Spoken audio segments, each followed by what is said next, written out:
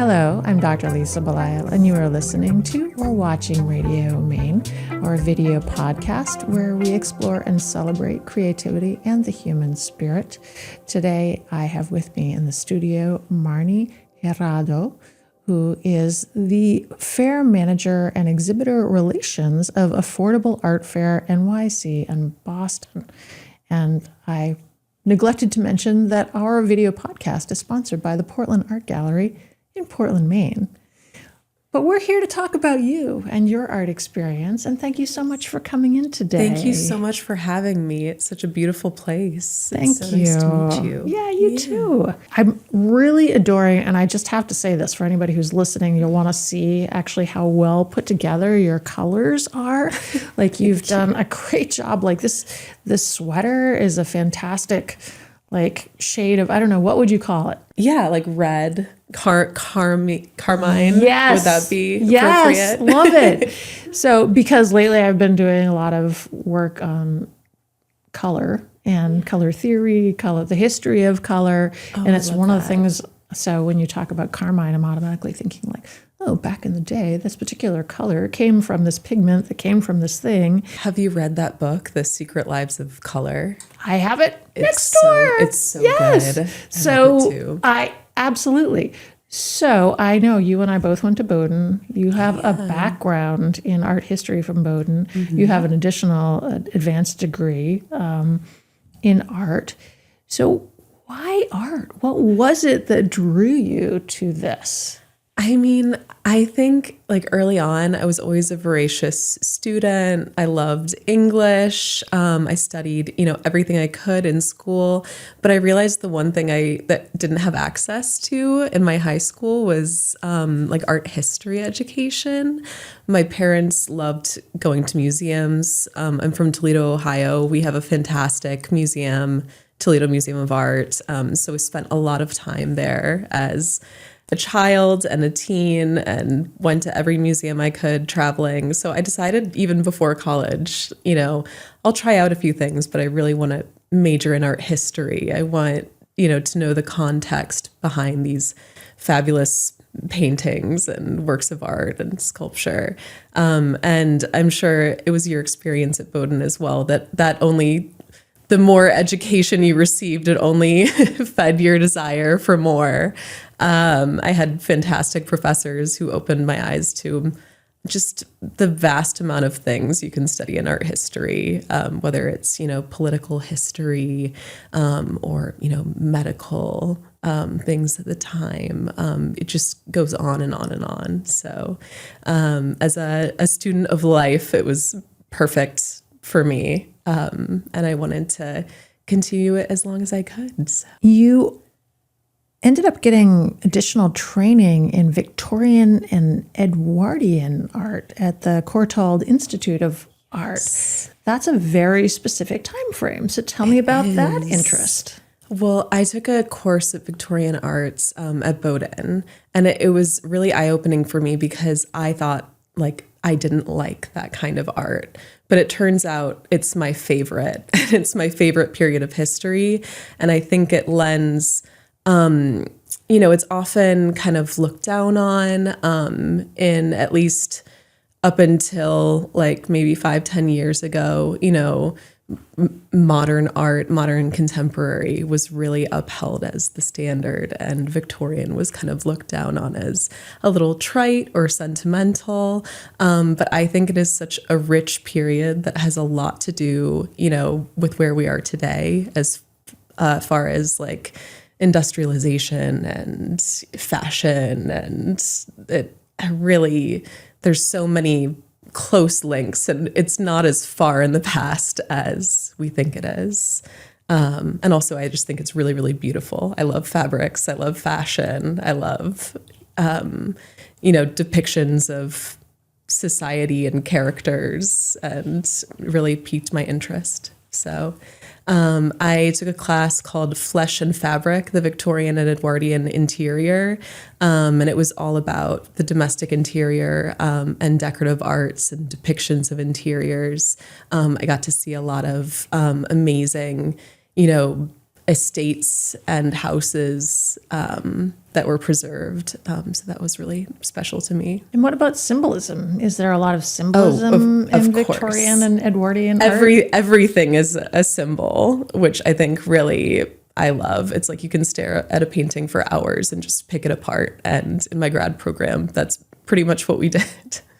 So from flowers to gems to colors to poses, where someone is standing in a room. It's like everything is intentional and means something. And I think that for me is one of the things that I've enjoyed learning about that from a color standpoint. But when you see a piece and you're like, oh, that's just a person sitting next to an apple, like what's the big deal? But then when you actually understand the sort of the quote unquote hidden meanings and what the artists were intending to portray in addition to like, here's this visually beautiful piece. I think for me, it's like knowing the secret language that somebody's speaking through the years that I find really intriguing. And it tells a whole story. But a lot of the figurative Victorian painting, it's so dramatic anyways. So even if you're not clued into the symbols, it's like, okay, I can understand this, even if I'm not trained in art history and I don't know all the intricacies. But then if you really want to study it, you can find out more. So I appreciate the point of accessibility of Victorian art, but also just like the layers and layers of hidden meaning. So Marnie, tell me about the way you've been able to incorporate your background in education to bringing art to a larger audience. I mean, the work that you've done before, the work that you're doing now, I mean, it really is about accessibility. I mean, it's funny because obviously I'm not doing anything with Victorian art at the moment, or with art history. My focus of my whole career has been contemporary, with the exception of some antique jewelry and silver experience, which was very cool. But yeah, I think the main through line has been, putting art in spaces, and whether those be, private residences or, public spaces. I did some work as an art consultant prior to the fair, and worked a lot in Portland, with Maine Medical, which was very special. But yeah, I think, I love just seeing new art being put on the walls every day. That's the joy of the fair, seeing art walk out with an owner, seeing what people are interested in buying, what speaks to them. And obviously there are trends that come and go, throughout the years, depending what's going on in the world, whether those be price points or, subject matter, what speaks to people. I love witnessing that. I think it's really interesting. But yeah, our fair is all about accessibility, like you said. Just our price points start, around $100. The cap for us is 10,000. But what we really focus on is price transparency, making sure that our visitors see the prices on the walls, that they're not deterred, thinking that they can't purchase something that has caught their eye, that they love. And it really has been a model that works.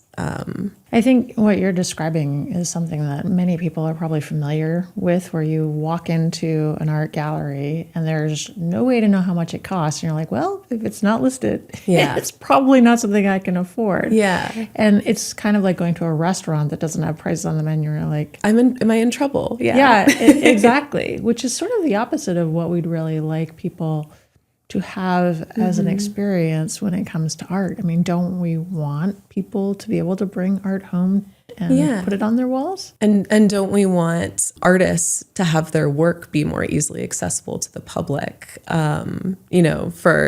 And from there, once an artwork is purchased, it's put on a wall, it's there for everyone's friends to see. They're introduced to different communities. So for me, the fair has been, I think, so important in introducing artists, supporting local galleries. And we also have our, fair share of wonderful national and international galleries who do a lot of our fairs, and they get to be introduced to a new market.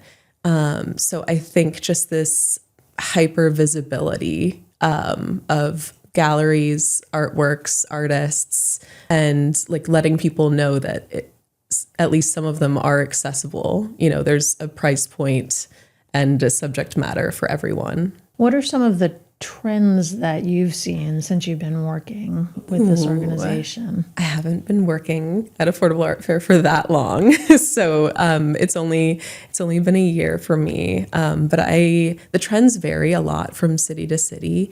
In New York, we see a lot of more pop art than we would say in Boston. There's a real focus, I'm sure, as you can attest to, on nature. That's why there's a huge love of Maine artists at our Boston market. People want to see, the nature around them reflected and the scenes around them reflected on painting and photography. I find that there's a real shift just in all markets towards the representational, which for a while I think we were seeing so much abstract only. And now I think that there's been a balance where you see like a good balance of abstract and representational art, whether that be portraits or just all kinds of things. Our last fair, I was just shocked by the variety. I was like, everyone's offering is different, but it all looked so seamless and exciting. So that is one thing that I'm also very interested in, is this idea that you can have a variety of pieces, and somehow, even though one might be an abstract landscape or one might be a figurative charcoal sketch, but somehow you can create and curate an experience for people so that they're able to see how things work together. They juxtapose, they're complementary, and they're also juxtapositional. Yeah. And still be appealing to people. Yeah. I mean, I think our exhibitors are just masters at that. I mean, a lot of them have their own, galleries, their own gallery spaces that they're curating for themselves every day, that usually host, a variety of mediums, vastly different art styles. So you really have to, use things like color and scale to put things together in a way that's cohesive and appeals to the human eye. And yeah, I think our exhibitors are just so good at that. I love walking through the fair and being like, oh, I never would have thought to organize things this way or put these two artists together, but it really works. And I'm always excited to see, who's going to be interested in what booth. And how do you attract the people who are exhibiting at the affordable art fairs? I mean, we try to make our presence known in a city, but, for something like Boston, where Affordable Art Fair didn't have as much brand recognition, it was me going door to door, talking. I've been all through Portland, talking to galleries, have you ever done a fair? Is this something you could be interested in? I just try to strike up conversations and provide as much information as I can, because I think it really is an incredible opportunity, not just for sales, but for marketing, for putting you and your artists out there. And that's been so rewarding for me. I love having conversations with people and, dropping in. I try to announce myself, set up a meeting first, but I also love to drop in unannounced and, see the galleries, see how people are working, and meet a lot of people.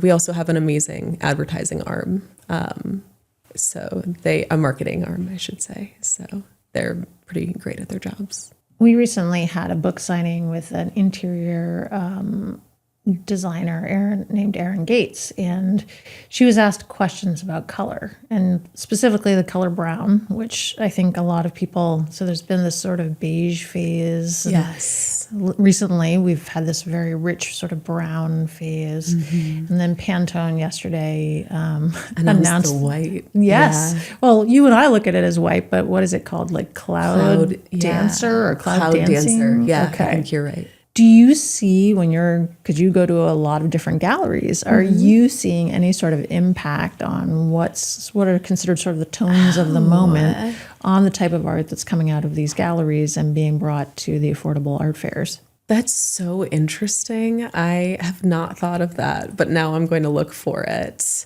I want to say not really. I mean, I think there are, it depends on, from exhibitor to exhibitor. I have seen some more, beige or white or earthy tones, but oftentimes that's their aesthetic.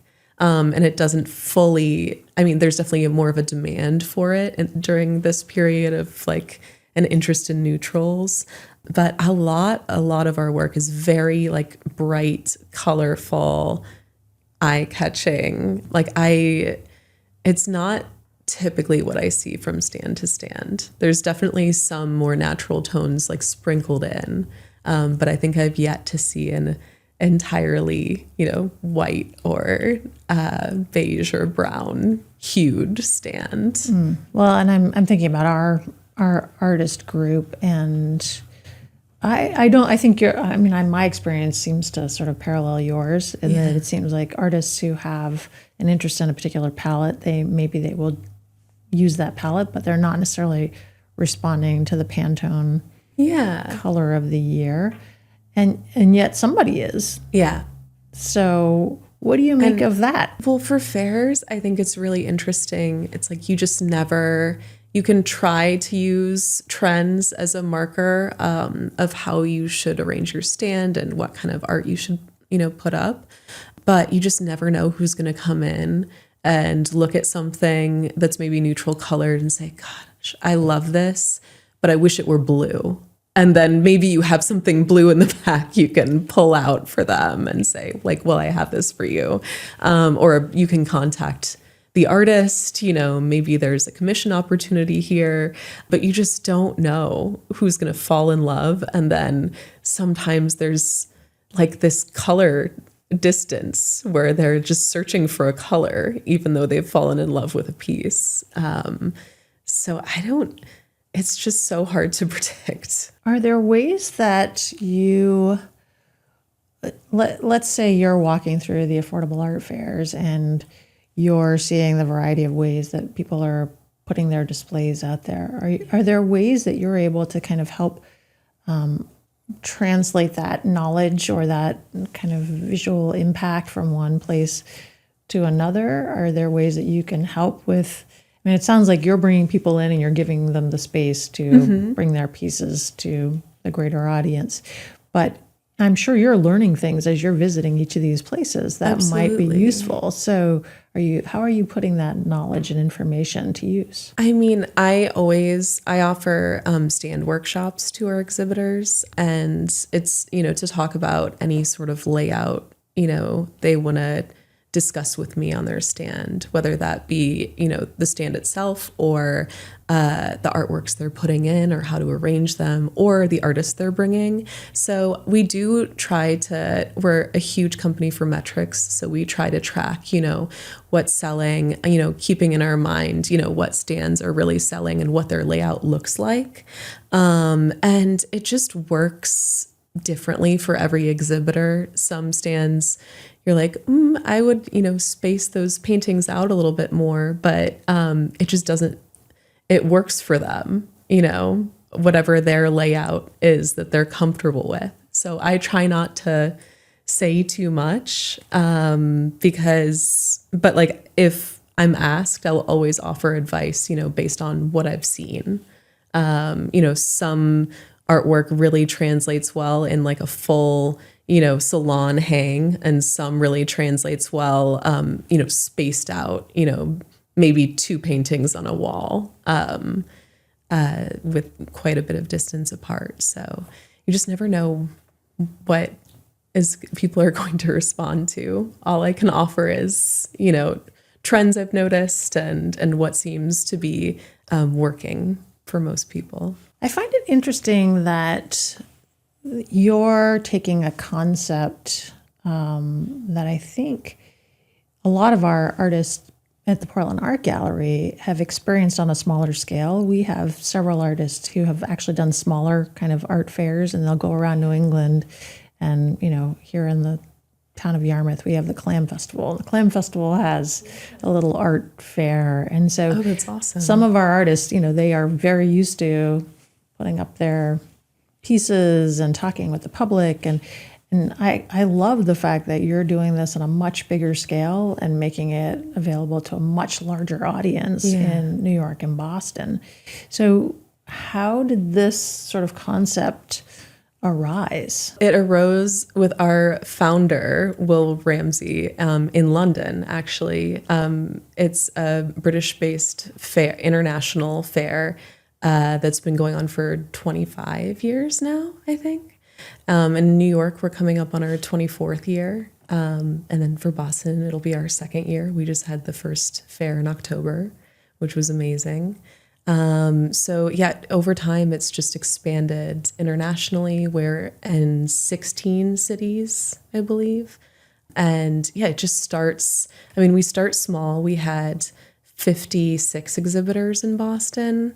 And we plan to grow it from there, whatever that looks like. In New York in the spring, we'll have 85. And we're in, a much larger space than we've been in before. So it's really just time spent cultivating these communities, and always, having a mix of international and national and like cultivating a local base. I think that's, the healthiest and the most exciting mix for visitors, when they can see, like a gallery in New York or Boston I've never heard of, and they're right down the street and I can go and visit them next week, or a gallery from Paris who like I won't be able to visit and I'd better, buy something, or a place in LA. It's really cool being able to, I think for most communities, I got this feedback from Boston a lot, that they were so happy that something like this was here, that they had access to it as a visitor. I'm thinking about the number of people I've spoken to over time who have been able to work with art in different ways. And I kind of love your story because there's being an artist, there's working as an art consultant. Now, there's working for galleries specifically, there's working for art museums. There's so many different ways to access art. But what you're describing, where you're working for affordable art fairs, is an entirely different way of interacting with art and making it available to people that I hadn't really thought of before. So if you're talking to somebody else who went to Bowdoin, for example, and they're thinking about, I'm going to get this graduate degree, and then how can I make a living in art without being an artist specifically? Is there advice that you would give them?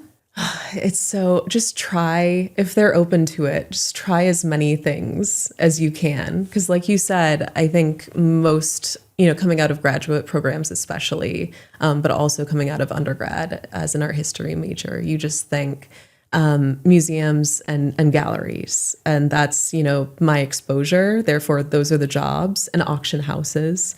But there's so many nonprofits. Art consulting was a very cool opportunity for me.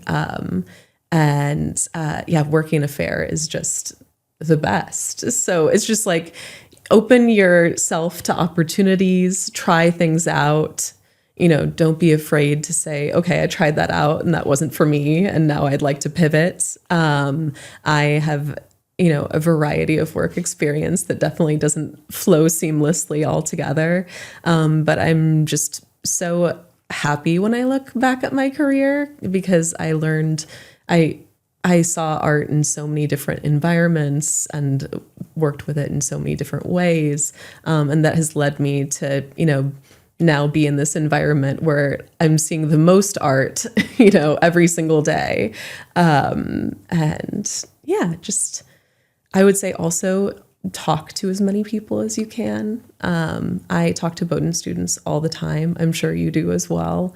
I never know if I'm, giving any sort of good advice, but I love talking to people and it can't hurt. I think that's actually great advice, what you just suggested, which is do things that seem interesting and kind of follow them to their natural conclusion. Sometimes you'll conclude, oh, this is great. It's exactly what I want to do. Sometimes you'll think, I don't know why I did this. It doesn't make any sense, but maybe it'll make sense later. Yeah. So I love the idea that you've, as a result of being open to pivots, you've just collected these very valuable skills along the way that probably are going to continue to positively impact all the things that you do moving forward. I totally agree. I wouldn't have changed a single thing, even though it was not what I set out to do. I think if you talked to me in college, I would have said, I'm going to work in a museum, full stop. So, but I would have missed out on a lot of cool, learning opportunities and opportunities. So, well, Marnie, I really appreciate your taking the time to come in and have this conversation with me today. Thank you so much, Lisa. This was wonderful. It's been a pleasure. Yeah. And how can people learn more about the work that you're doing? Well, you can come to our fair. Our next one is at the Stair at Lehigh building, March 18th through the 22nd. It's going to be phenomenal, so I hope to see you there. You can also email me or visit our website if you're an artist or interested in exhibiting or want to see how you can get involved. Highly encourage you to do that. Very good. Yeah. I'm Dr. Lisa Belisle, and you've been listening to or watching our video podcast, Radio Maine, sponsored by the Portland Art Gallery in Portland, Maine. I've been speaking with Marnie Girado, and her title officially is Fair Manager, correct? Yes. Fair Manager and Exhibitor Relations. And she does her work with Affordable Art Fair, New York City and Boston. She's provided some ways that you can get in touch with her. And I would highly recommend that you do so, especially if you're somebody who loves art and maybe is trying to interact with and promote art in a different way, because I continue to really enjoy the different ways that we're able to bring beauty into the world. And it sounds like Marnie has found yet another one that I hadn't even thought of. So thank you for coming in today, Marnie. I really appreciate it. Thank you so much.